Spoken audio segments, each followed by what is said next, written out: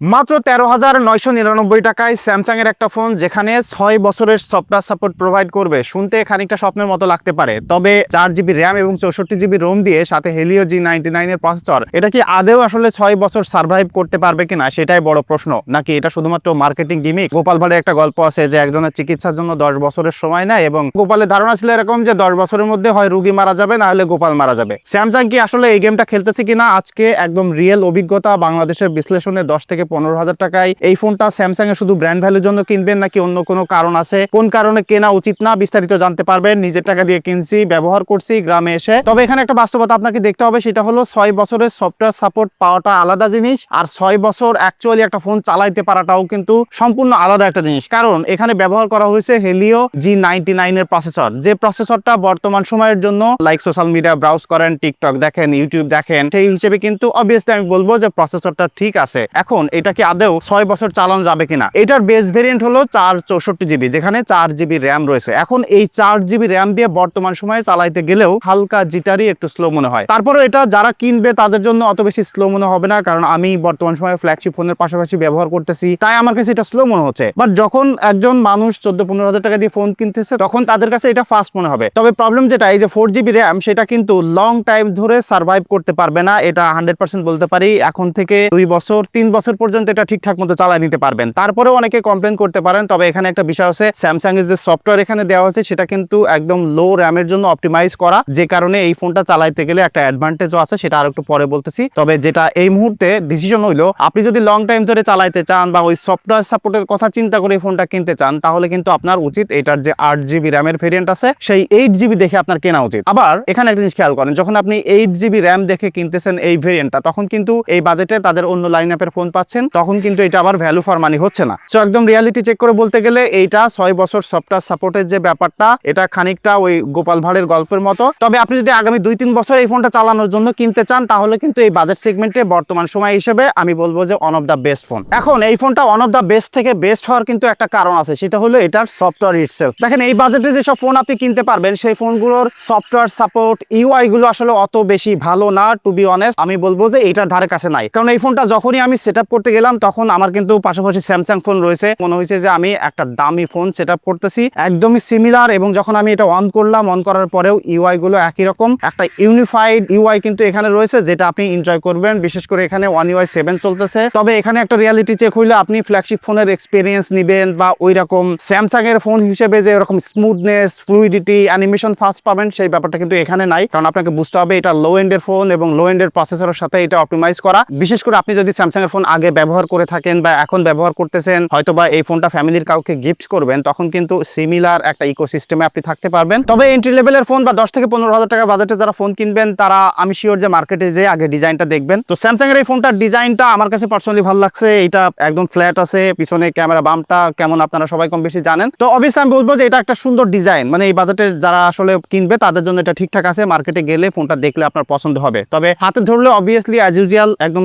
লো and ফোনের মতো plastic build এবং প্লাস্টিকই একটা ফিলই আছে। সো লং টাইম ধরে ব্যবহার করতে গেলে এই ফোনটা ডিজাইনের দিক থেকে ঠিক আছে, তবে বিল্ড কোয়ালিটিতে ঠিক নাই। আর এই বাজেটে যারা ফোন বিক্রি করতেছে, মানে যে কোনো ফোনই সেম কথা, কারণ সবাই প্লাস্টিক বিল্ড দিচ্ছে। তবে এই ফোনটাতে IP54 এর রেটিং রয়েছে, যেটা কিন্তু এই বাজেটে আপনি যদি Honor X6C দেখেন, সেই ফোনটাতে কিন্তু IP64 এর রেটিং রয়েছে। ওই ফোনটা কিন্তু আরো লং টাইম ধরে ব্যবহার করতে গেলে ধুলাবালি লাগা বা ওইটাতে SGS সার্টিফাইড রয়েছে, তো পয়লা টুলা গেলেও কিন্তু আরো সেফ থাকবে। সো লং টাইম ধরে ব্যবহার করতে গেলে এই ফোনটা খারাপ তা আমি বলবো না। তবে যদি কেনেন তাহলে আমি বলবো যে এটাতে ভালো কভার প্রোটেক্টর লাগায় একটু যত্ন করে ব্যবহার করেন, কারণ হালকা পাতলে পানি টানি লাগলে, ধুলাবালি লাগলে কিন্তু ফোনটার অবস্থা খারাপ হয়ে যাবে। এই ফোনটাতে ব্যবহার করা হয়েছে 6.7 ইঞ্চির PLS LCD একটা ডিসপ্লে, যেখানে 90 হার্টজের রিফ্রেশ রেট রয়েছে। তো এই ফোনটা যখন আমি আনবক্স করলাম, শর্টস বানাইলাম, তখন আপনারা অনেকেই জানতে চাচ্ছিলেন যে ভাই এটার পিক ব্রাইটনেস কেমন। বিভিন্ন জায়গায় তারা শুনতেছে যে 800 পর্যন্ত যাইতে পারে। একদম ডিরেক্ট সানলাইটে ব্যবহার করতে যে জিনিসটা খেয়াল করছি, যে এটার ডিসপ্লেটা আসলেই একটু ডিম লাগে। মানে আপনি যদি প্রপার লাইটে অনেক সময় ব্যবহার করেন না, আপনি এটা ভিজিবিলিটি একদম ক্লিয়ার পাবেন না। তবে দেখতে পারবেন না, ব্যাপারটা এরকম না। তবে অনেকের কাছে এই যে টিয়ার ড্রপ নচটা খারাপ লাগতে পারে, কারণ এই বাজেটে অনেকে 5 হোল ক্যামেরা কাট আউট দিচ্ছে। তবে এটার আমি এই যে চিন বেজেলটা আছে, এটা নিয়ে কমপ্লেন করতে চাই না, কারণ এই জায়গায় এই বাজেটে এরকমই, ইটস নর্মাল। আর ফোনটা পোর্টস এন্ড বাটন যদি আমি বলি, ডান পাশে আপনারা উপরে ভলিউম বাটন পাবেন, আর এখানে পাওয়ার বাটনটা রয়েছে, তার সাথে ফিঙ্গারপ্রিন্ট রয়েছে। এবং এই ফ্রেমটা কিন্তু হালকা করে A56 বা 36 এর মতো একটু উঁচু করে দেওয়া, টোটালি অন্য জায়গায় কিন্তু ফ্ল্যাট আছে। একদম বটম এখানে টাইপ সি পোর্ট রয়েছে, একটা হেডফোনের জ্যাক রয়েছে, আর উপরে কিন্তু secondary noise cancelling mic mic রয়েছে, আর বাম পাশে এখানে সিম ট্রে রয়েছে যেখানে আপনি একসাথে ডুয়াল সিম এবং মাইক্রো এসডি কার্ড ব্যবহার করতে পারবেন। সো এই জায়গায় কোনো কম্প্রোমাইজ আমি দেখতেছি না। তবে ক্যামেরা সেগমেন্টে এই ফোনটার একটা স্ট্রং পয়েন্ট আমি পেয়েছি, বিশেষ করে এটার ক্যামেরার ইউআই, ক্যামেরার প্রসেসিং, বিশেষ করে স্যামসাং এর যেমন প্রসেসিং থাকে, তবে ফ্ল্যাগশিপ ফোনের মতো না। অবভিয়াসলি স্যামসাং এর লো এন্ডের ফোনগুলো দেখা যায় যে একটু ওয়াশড আউট, একটু লেস কালার, সামটাইম দেখা যায় যে একটু ওভার এক্সপোজার টাইপের। তবে ছবি যা আছে সেটা আপনি চাইলে এডিট করে স্যামসাং এর যে এডিটিং আছে সেটার মাধ্যমে ছবিটাকে আরো বেশি ইনহ্যান্স করতে পারেন। সো ওভারঅল মিলিয়ে এটার ফটোগ্রাফি আমার ভালো লাগছে, বিশেষ করে পোর্ট্রেট ফটোগ্রাফি করতে গেলে এজ ডিটেকশন, ব্যাকগ্রাউন্ড ব্লার খুবই সুন্দর আছে। ফটোগ্রাফিটা আপনি এনজয় করবেন। তবে যারা রান অ্যান্ড গান টাইপের লাইক অনেক দ্রুত ছবি তুলতে চান, সেই ক্ষেত্রে এই ফোনটা একটু স্লোয়ার ফিল করে, বিশেষ করে যখন আপনি একটা ছবি তুলবেন আর একটা ছবি তুলতে গেলে এটা খানিকটা সময় লাগে। এইটা একটু আমার কাছে মনে হয়েছে বিরক্তিকর। এই জিনিসটা হয়তো বা সফটওয়্যার আপডেটের মাধ্যমে ফিক্স করা যেতে পারে, তবে এখনো পর্যন্ত এই ব্যাপারটা ছাড়া এটার ফটো প্রসেসিং আমার কাছে খুবই ভালো লাগছে। সামান্য যেসব ছোটখাটো প্রবলেম আছে সেগুলো এই বাজেটের যারা আসলে ইউজার তারা হয়তো ধরতে পারবে না, আর যারা ধরতে পারবেন তারা এটা এডিট করে ঠিক করে নিতে পারবেন। আর এটার ভিডিও কোয়ালিটিতে আসলে আমি স্যাটিসফাইড না, এবং শুধুমাত্র স্যামসাং না, এই বাজেটের যত ফোন আছে কোনো ফোনই স্টেবিলিটি ঠিক থাকে না, ডিটেইল ভালো থাকে না, ফুল এইচডি পর্যন্ত ভিডিও করতে পারবেন। সো ভিডিওগ্রাফি নিয়ে যারা এই বাজেটে ফোন কিনবেন তারা হয়তোবা হালকা পাতলা মেমোরি সেভ করার জন্য ভিডিও করতে পারেন। তবে ভিডিওগ্রাফিতে আসলে আমি 30 থেকে 25,000 টাকা বাজেটের ফোনগুলোতেও স্যাটিসফাইড হইতে পারি না। 13,999 টাকায় স্যামসাং এর ফোনে আসলে কিভাবে সম্ভব। আর 8 মেগাপিক্সেলের যে সেলফি ক্যামেরাটা রয়েছে, এইটার সেলফির এক্সপিরিয়েন্স, বিশেষ করে স্যামসাং এর প্রসেসিং, কালার টিউনিং আমার কাছে ভালো লাগছে। মানে অ্যাজ ইউজুয়ালি আমি স্যামসাং এর ফোন তো ব্যবহার করি, সো সিমিলার একটা ইউআই এবং প্রসেসিং দেখে আমার পার্সোনালি ভালো লাগছে। এটা একটা অন্যতম কারণ হতে পারে যে স্যামসাং এর ফোনগুলো, লো এন্ডের ফোনগুলো কেনার, যে আপনি একটা ফ্ল্যাগশিপ ফোনের সাথে সিমিলারিটি পাবেন, সেলফি ক্যামেরা দিয়ে ভিডিও কল টল করা। ওভারঅল মিলিয়ে এটা আমার কাছে ক্যামেরা সেগমেন্টে ঠিক মনে হচ্ছে। তবে আমার কাছে মনে হয় যে ক্যামেরা স্লো শাটারের ব্যাপারটা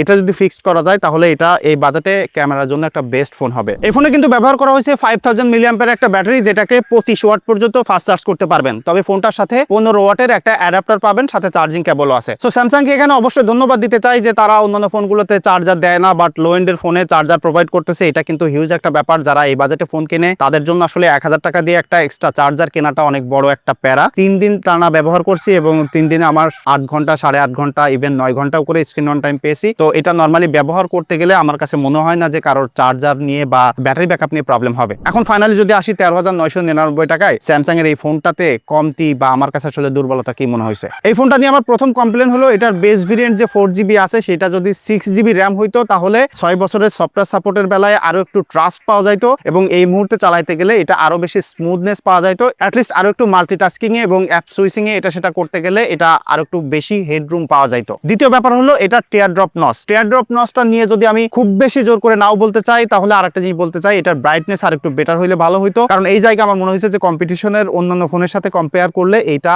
একটু পিছিয়ে আছে। তাছাড়া সর্বশেষ আরেকটা জায়গায় ছোট করে একটু কমপ্লেন করতে চাই, এটা সাউন্ড কোয়ালিটি। অবভিয়াসলি এই বাজেটে এখানে আমরা সিঙ্গেল স্পিকারই পাবো, তবে এইটার যে সিঙ্গেল স্পিকার আছে সেটা স্যামসাং এর থেকে এক্সপেকটেশনটা আরো একটু বেটার ছিল। কারণ কি স্যামসাং এর যে একটা স্ট্যান্ডার্ড আছে সেটা তারা মেইনটেইন করবে, একদম লো এন্ডের ফোনগুলোতে যেমন হয়ে থাকে না সেরকমই এটা আর একটু ইমপ্রুভ করা যায়। তো বিশেষ করে স্যামসাং এর যে ব্র্যান্ড ভ্যালু আছে, যে রেপুটেশন আছে, সেই জায়গা থেকে স্পিকারটা আর একটু বেটার আমি এক্সপেক্ট করতেই পারি। তো এইগুলো ছাড়া আমার কাছে মনে হয়েছে যে এই বাজেটে ফোনটা ঠিকঠাক আছে। এবং লাস্ট যখন 15,000 টাকা বাজেটে বেস্ট ফোনের একটা লিস্ট করছিলাম সেখানে আমি এই ফোনটা রাখছিলাম না। তখন আপনারা কিন্তু অনেকেই কমেন্ট করে বলছিলেন যে ভাই এই ফোনটা কেন রাখেননি। তো এটা কেনার পরে ব্যবহার করে আমার কাছে মনে হয়েছে যে স্টিল এটা এই বাজেটে one of the best phone হবে। আমার কাছে মনে হয় যদি আপনি 14 থেকে 15,000 টাকা বা এই বাজেটে ফোন কিনতে চান তাহলে আপনার Honor X6C ফোনটা কেনা বেটার হবে। তবে যেমনটা বললাম, আপনার কাছে যদি ব্র্যান্ড ভ্যালুটা ম্যাটার করে বা আপনার যদি স্যামসাং এর ফোন থাকে, ফ্যামিলিতে আরেকটা দিতে চান, সেক্ষেত্রে কিন্তু এটা একদম খারাপ ডিলও হচ্ছে না। সো আমি বলবো যে 10 থেকে 15,000 টাকা বাজেটে এটা one of the best phone, not the best phone. So আপনি যদি এই ফোনটা ব্যবহার করেন অবভিয়াসলি কমেন্ট করে জানাতে পারেন আপনার এক্সপিরিয়েন্স। এটাই ছিল আমার পার্সোনাল এক্সপিরিয়েন্স। দেখা হচ্ছে পরবর্তী কোনো ভিডিওতে। ধন্যবাদ সবাইকে।